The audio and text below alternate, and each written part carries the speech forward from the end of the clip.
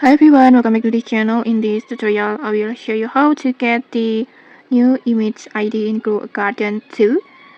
The skeleton rahhh meme like this, the viral meme like this.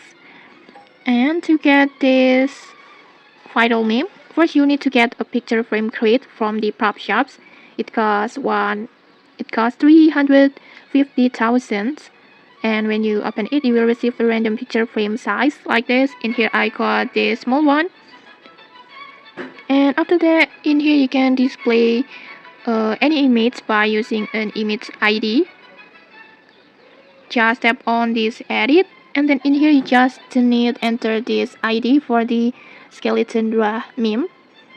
And then after that, just enter it, and then just like that, you will get this final meme, the skeleton rahhh meme display on your picture frame like this. You can see it.